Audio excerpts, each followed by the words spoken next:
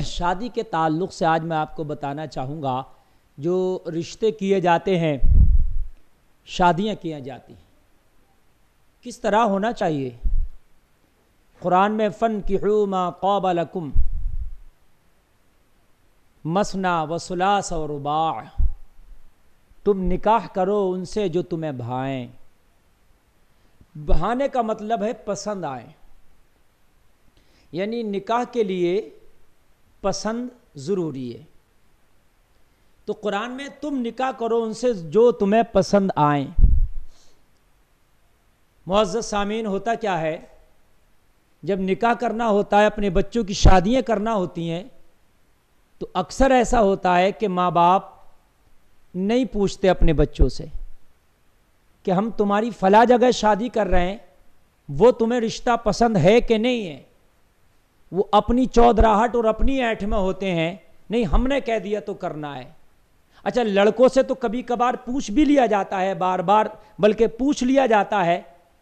لیکن لڑکیوں سے تو بہت کم، الا ماشاء اللہ نہیں پوچھا جاتا۔ اور قرآن کہہ رہا ہے ان سے نکاح کرو جو تمہیں بھائیں۔ تو معزز سامعین، بھائیں گی تو تب، پسند تو تب آئیں گی نا، تب دیکھو گے۔ تو اگر آپ کوئی لڑکا دیکھنا بھی چاہے تو شریعت نے یہاں تک اس کو اجازت دی ہے کہ وہ اپنے رشتے کے لیے دیکھ سکتا ہے،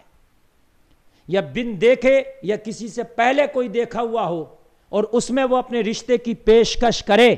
تو کر سکتا ہے۔ یہاں پر دیکھا گیا ہے کہ کبھی کبھی لڑکوں کی مرضی تو چل جاتی ہے، مگر ہم اپنی بیٹیوں کی رضا نہیں پوچھتے۔ آخرکار حق تو ان کا بھی اتنا ہی ہے نا۔ جب نکاح کرنے چلو تو جہاں بیٹوں سے پوچھا جا رہا فلاں جگہ تیرا نکاح کرنے کے لیے جا رہے ہیں، فلاں جگہ تم سے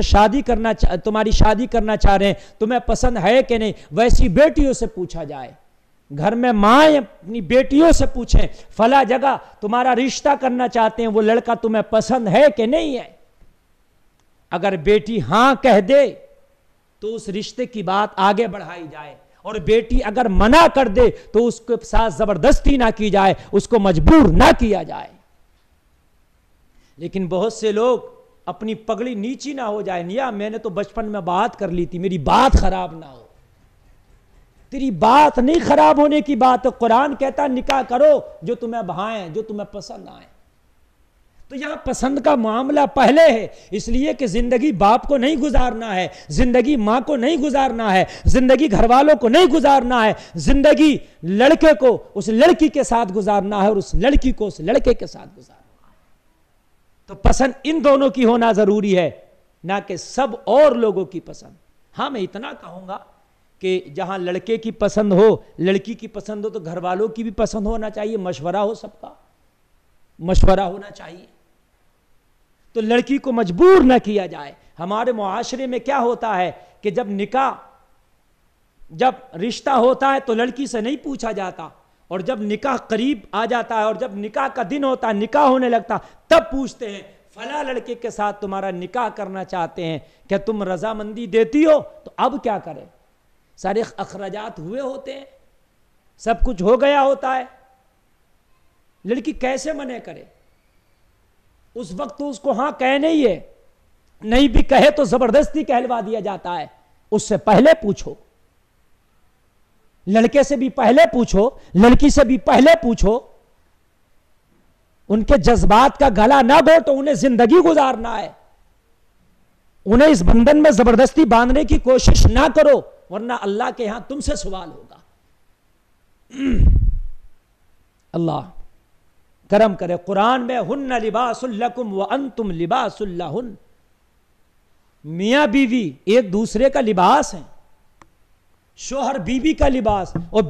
بیوی شوہر کا لباس۔ جب ایک دوسرے کو ایک دوسرے کا لباس بننا ہے، گویا کہ نکاح ہو رہا ہے تو ایک دوسرے کا لباس دلایا جا رہا، تو لباس جب پسند کا ہو تبھی اچھا لگتا نا۔ سامعین، جب آپ بازار میں جاؤ اور جب آپ اپنے لیے لباس خریدنے لگو تو لباس اپنی مرضی کا خریدو کہ تب زیادہ اچھا لگے گا نا۔ کسی دوسرے کی مرضی کا اگر آپ نے لباس خرید لیا تو ہو سکتا ہے وہ آپ کو پسند نہ آئے۔ آدمی بچہ ہوتا ہے تو والدین جیسا چاہے خریدا پہنا دیا،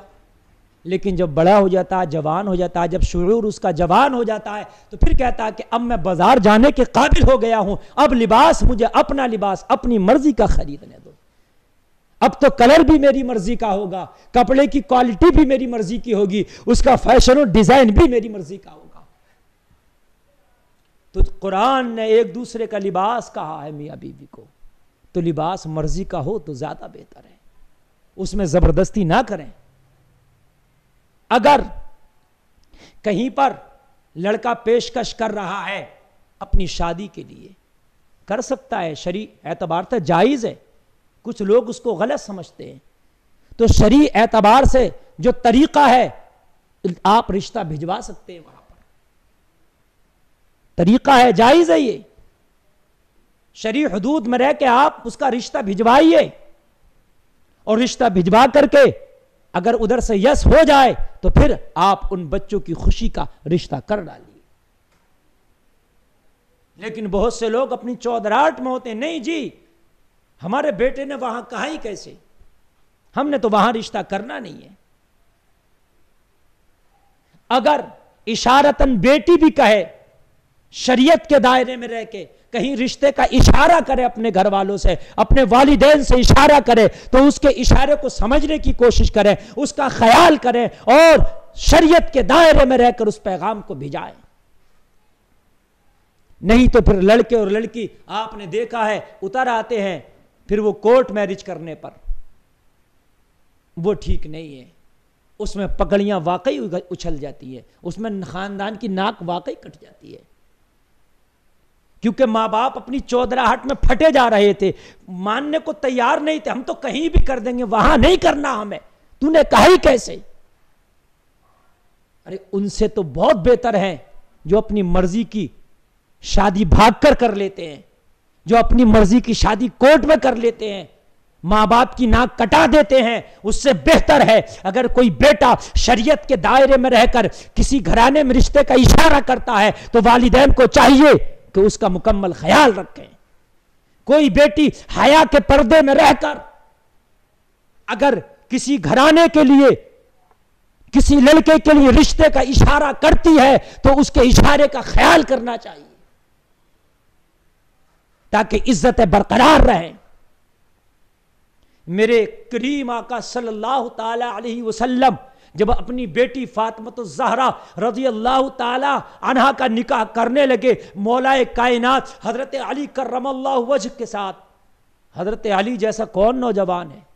جس کے بارے میں کہا گیا لا فتح الا علی لا سیف الا ذوالفقار، علی جیسا کوئی نوجوان نہیں ہے، ذوالفقار جیسی کوئی تلوار نہیں، ذوالفقار کا مالک بھی علی ہے۔ حضرت علی جن کے بارے میں سوچنا کیا، جو علم کا، نبی نے فرمایا میں علم کا شہر، اس کا دروازہ علی ہے، علی حکمتوں کا باب ہے، علی امام المتقین ہے، علی امام الاولیاء ہے، علی سلاسل کی سند ہے۔